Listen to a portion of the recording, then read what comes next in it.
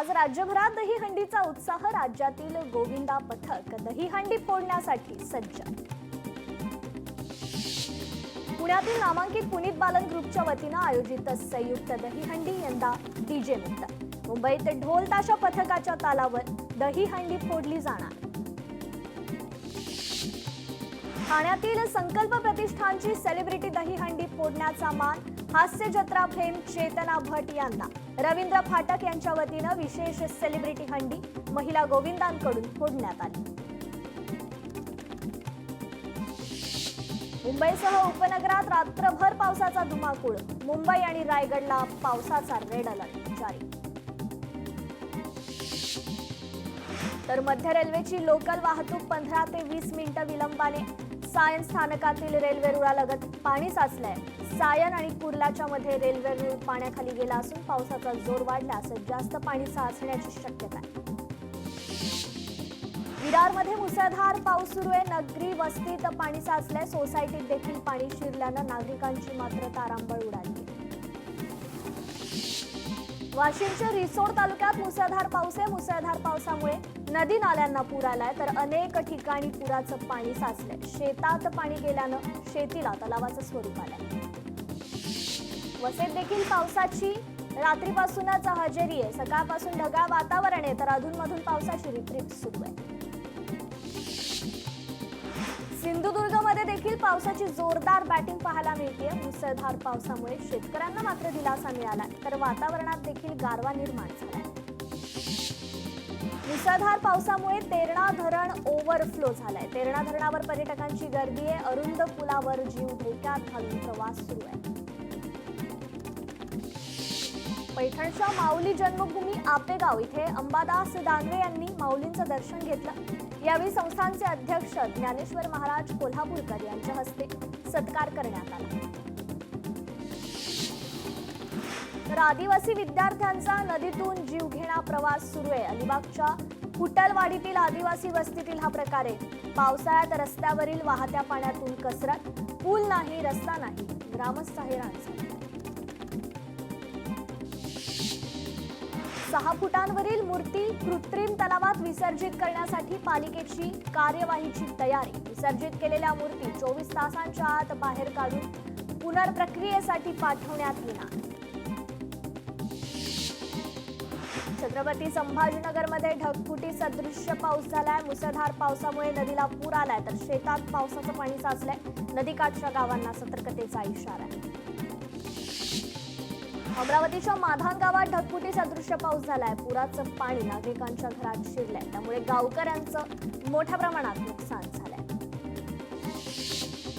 धाराशिवमध्ये देखील मांजरा नदीला पूर आलाय. पुराच्या पाण्यात 65 वर्षीय शेतकरी वाहून गेलाय. एनडीआरएफ टीम घटनास्थळी दाखल. सिंधुदुर्ग जिल्ह्यात मुसळधार पाऊस सुरू आहे. मुसळधार पावसात आंबोलीत पर्यटकांची गर्दी पाहायला मिळते तर पावसामुळे कोणतीही दुर्घटना घडू नये यासाठी मुख्य धबधब्यावर जाण्यासाठी पर्यटकांना मनाई करण्यात आली.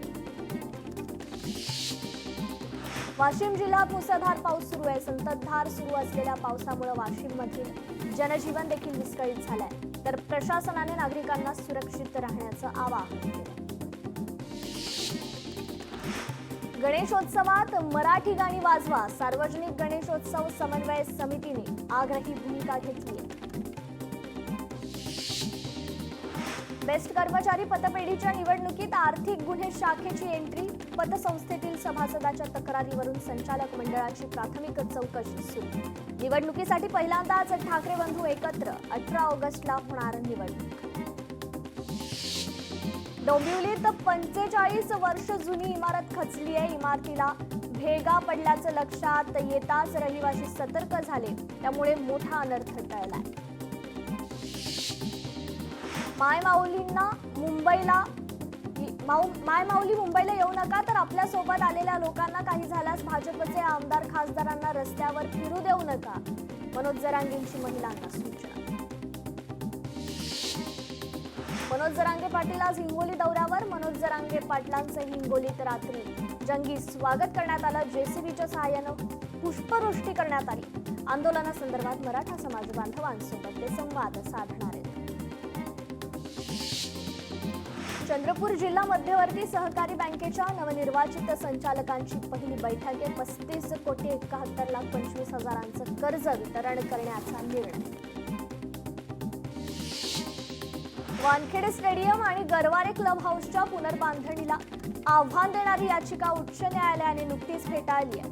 स्टेडियमची वास्तू नियमांचं उल्लंघन करून उभारल्याचा आरोप करत ही याचिका दाखल करण्यात आली होती.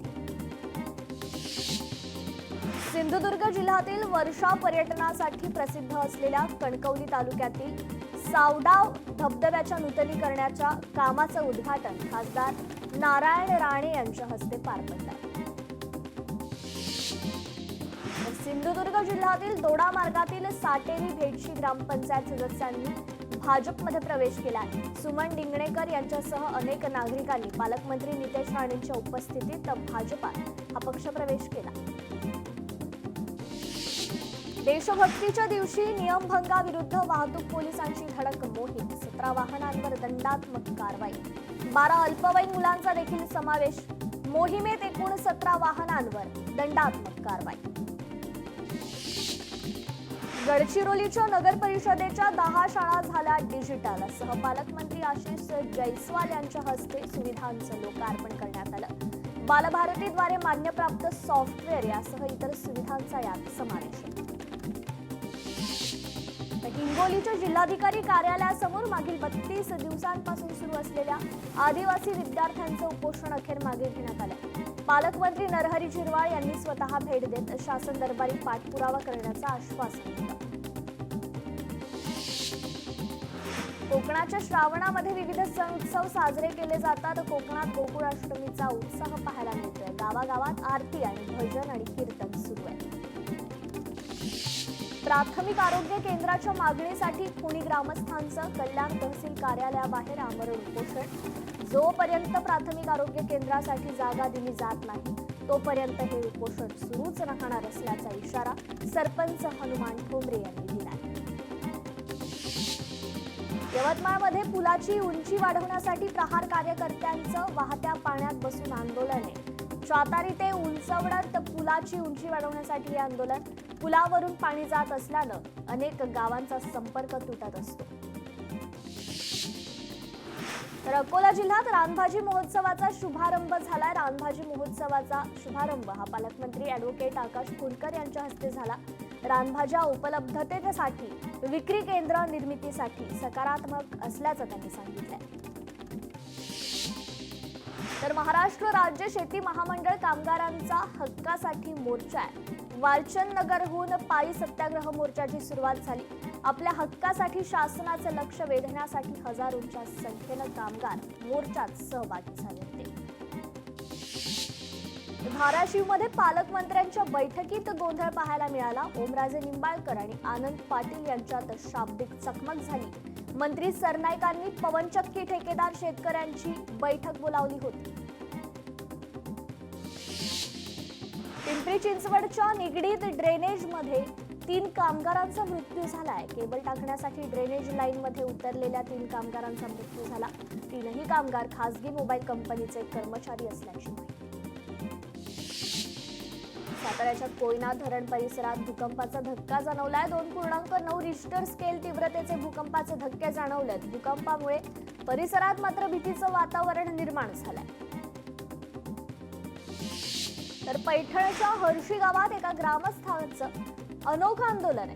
गावातील रस्ता खराब असल्यामुळे गावात केलं भीक मागू आंदोलन. ग्रामपंचायत दुर्लक्ष करत असल्याचा आंदोलनकर्त्यांचा आरोप. काँग्रेसचे युवा नेते विक्रम ठाकरे आज भाजपात प्रवेश करणार आहेत. महसूल मंत्री चंद्रशेखर बावनकुळेंच्या उपस्थितीत हा पक्षप्रवेश होणार. भाजप संसदीय महामंडळाची उद्या बैठक आहे. बैठकीत एनडीएचा उपराष्ट्रपतीपदाचा उमेदवार ठरवला जाणार आहे. एनडीए शासित राज्यांचे मुख्यमंत्री उपमुख्यमंत्री या बैठकीस उपस्थित राहतील. तर काँग्रेस मुख्य प्रवक्ते अतुल लोंढेंना जीवे मारण्याची धमकी आली आहे. लोंढेंना जीवे मारण्याची धमकी देणारा कॉल आला असून एका डिबेट शो नंतर ही धमकी आल्याची माहिती आहे. लोंढेंची नागपूरच्या नंदनवन पोलिसात संबंधिताविरोधात तक्रार दाखल करण्यात आली आहे. तर हिंगोलीत आदिवासी विद्यार्थ्यांच्या उपोषणस्थळी आमदार संतोष बांगर दाखल झाले होते. आमदार संतोष बांगर यांनी आदिवासी विद्यार्थ्यांना अजब सल्ला दिलाय. अजब सल्ला देणारा व्हिडिओ देखील सोशल मीडियावर व्हायरल झालाय. सोलापुरात काँग्रेस खासदार प्रणिती शिंदे यांच्या नेतृत्वात मशाल रॅलीचं आयोजन करण्यात आलं. मतदान चोर खुर्ची सोड असा नारा देत खासदार प्रणिती शिंदेच्या नेतृत्वात ही मशाल रॅली निघाली. सार्वजनिक बांधकाम विभागाकडे कळवणमधील ठेकेदारांचे तब्बल 550 कोटी थकीत आहेत. संतप्त ठेकेदारांचं बांधकाम विभाग कार्यालयावर धरणे आंदोलन. पोलिसांच्या हस्तक्षेपानंतर आंदोलन मागे घेण्यात आलं. तर जुने दस्तऐवज डिजिटल करण्यामध्ये बुलढाणा जिल्हा राज्यात पहिला आलाय. जिल्ह्याने 117 वर्ष जुनी 1,50,00,000 कागदपत्रे डिजिटल केली आहेत. पालकमंत्र्यांकडून या कार्याचं कौतुक होत आहे. तर विमान तिकिटांच्या दरात प्रचंड वाढ झाली आहे. प्रवाशांकडून वीकेंडच्या सुट्ट्यांचा पर्यटनासाठी लाभ. पुणे गोवा विमानाचं भाडं तब्बल 10,000वर पोहोचलंय. नागपुरात स्टॅम्प पेपर विक्रीमध्ये गैरव्यवहार झाल्याचं समोर आलं. नागपूर खंडपीठाची जिल्हाधिकाऱ्यांवर तीव्र नाराजी आहे. 2 आठवड्यात प्रतिज्ञापत्र सादर करण्याचे निर्देश देण्यात आले. गडचिरोलीत भाजपनं मतदार यादीत घोटाळा केल्याचा आरोप आहे. काँग्रेसच्या वतीनं मशाल मोर्चा काढत निषेध व्यक्त करण्यात आला. सोनं आणि चांदीच्या दरात घसरण झाली आहे. 24 कॅरेट सोन्याचा भाव प्रतितोळा 99,971 रुपये तर चांदीचा भाव प्रति किलो 1,15,100 रुपयावर पोहोचला. गडचिरोलीतील माध्यमिक आश्रमशाळेच्या 41 विद्यार्थ्यांची तापाची गोळी खाल्ल्यानं प्रकृती बिघडली आहे. या प्रकरणाची चौकशी करण्यासाठी समिती गठीत करण्यात आली आहे. तर छत्रपती संभाजीनगरमध्ये मांस विक्रीची दुकाने बंद ठेवण्यात आली होती. प्रशासनाच्या निर्णयामुळे स्वातंत्र्य दिनी ही मांस विक्री बंद होती. व्यापाऱ्यांमध्ये मात्र तीव्र नाराजी पाहायला मिळाली. नाशिकच्या मालेगावमध्ये देखील मटण मांस विक्रेत्यांची दुकाने बंद होती. महानगरपालिकेकडून स्वातंत्र्य दिनानिमित्त दुकान बंद ठेवण्याचे आदेश देण्यात आले होते, तर आदेशाचं पालन करत मटण विक्रेत्यांनी दुकाने बंद ठेवली होती. चंद्रपूरचं घोडाझरी तलाव 3 दिवस पर्यटनासाठी बंद आहे. स्वातंत्र्यदिनी ध्वजारोहण झाल्यानंतर पर्यटक मोठ्या प्रमाणात गर्दी करतात, त्यामुळे सुरक्षेच्या कारणास्तव प्रशासनाने हा निर्णय घेतला. अमरावतीतील आसरा देवी मंदिराकडे जाणारा मार्ग जीर्ण झालाय. पूल केव्हाही कोसळण्याची शक्यता आहे, त्यामुळे तातडीनं पूल दुरुस्तीची नागरिकांकडून मागणी होतीये. फास्टॅगचा वार्षिक पास मिळण्यास सुरुवात झाली आहे. वारंवार टोल भरण्यापासून आता वाहन चालकांना मुक्ती मिळणार आहे. दिल्लीत मुसळधार पाऊस. एनसीआरच्या अनेक भागात मुसळधार पावसामुळे हवामानात मात्र गारवा निर्माण झालाय. तर बीडमधील रामेश्वर धबधबा ओसंडून वाहू लागलाय. पावसामुळे धबधब्याचं रौद्र रूप पाहायला मिळतंय. हे दृश्य पर्यटकांसाठी मात्र आकर्षक ठरतंय. धाराशिव जिल्ह्यात दमदार पाऊस आहे. अनेक ठिकाणी नदीला पूर आला. नदीला पूर आल्यानं पाणी दुकानांमध्ये देखील शिरलं. तर साताऱ्यातील कोयना धरण पाणलोट क्षेत्रात पावसाचा जोर वाढला. कोयना धरण 83.92% भरलंय. धरणात 88.33 टीएमसी पाणीसाठा शिल्लक.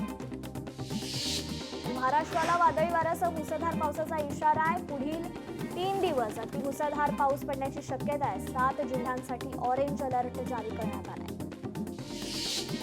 छत्रपती संभाजीनगरमध्ये मुसळधार पाऊस आहे. जोरदार पावसामुळे पिकांचं नुकसान झालंय, तर शेतात पाणी शिरल्यानं शेताला देखील तलावाचं स्वरूप आलंय. बीड जिल्ह्यात रात्रभर पावसाची संततधार.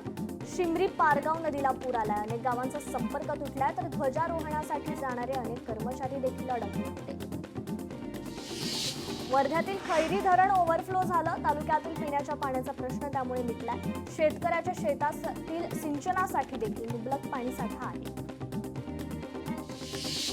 बीड जिल्ह्यात रात्रभर पावसाची संततधार पाहायला मिळाली. सर्व भागात पाऊस असल्यानं शेतकऱ्यांमध्ये देखील समाधान व्यक्त करण्यात आले. जम्मू काश्मीरमध्ये देखील पावसाचा हाहाकार पाहायला मिळाला. किश्तवाडमध्ये ढगफुटी सदृश्य पाऊस आणि भूस्खलन झालं. दुर्घटनेत 46 जणांचा मृत्यू झाला असून बचाव कार्य वेगाने सुरू आहे. तर जालन्यात रात्रीपासूनच मुसळधार पाऊस आहे. शेती पिकाचं मोठं नुकसान झालंय. पावसामुळे नदी ओढ्यांना पूर देखील आलाय तर अनेक गावांचा संपर्क देखील तुटलाय. पुण्यातील दत्तवाडी इथे हॉटेलला आग लागल्याची घटना घडली. अग्निशमन दलाच्या गाड्या घटनास्थळी दाखल होऊन आगीवर नियंत्रण मिळवण्याचं काम सुरू आहे. ठाण्याच्या लोढा अमारा येथील इमारतीला लागलेल्या आगीत एका महिलेचा मृत्यू झाला. धुरामुळे 2 जणांना त्रास झाला. अग्निशमन दल आणि आपत्ती व्यवस्थापनाकडून 300 नागरिकांची सुरक्षित सुटका करण्यात आली. साताऱ्यात गंगापुरी गावात चोरीच्या उद्देशानं आलेल्या चोरट्यांना 24 तासात पकडले गेले. सीसीटीव्हीच्या मदतीनं चोरांचा शोध सुरू आहे. अमरावतीतील राडा गँगच्या 3 जणांना पोलिसांनी ताब्यात घेतलंय. सोशल मीडियावर रील्सच्या माध्यमातून दहशत माजवण्याचा प्रयत्न. तरुणांनी माफी देखील मागितली. मोदी शहा फडणवीसांच्या षडयंत्रात निवडणूक यंत्रणा, सरकारी प्रशासन आणि न्यायालय सामील. सामनातून न्यायालयावर नाराजी व्यक्त. तर मुंबई रायगडला आज अतिमुसळधार पावसाचा रेड अलर्ट आहे. गरज असेल तरच घराबाहेर पडा, बीएमसीचं आवाहन. छत्रपती संभाजीनगरमध्ये देखील दमदार पाऊस आहे. अनेक ठिकाणी पूर परिस्थिती निर्माण झाली आहे. 2 गावांना जोडणारं रस्त्यांना नदीचं स्वरूप आलंय तर जीव धोक्यात घालून पुराच्या पाण्यातून मात्र नागरिक प्रवास करतात.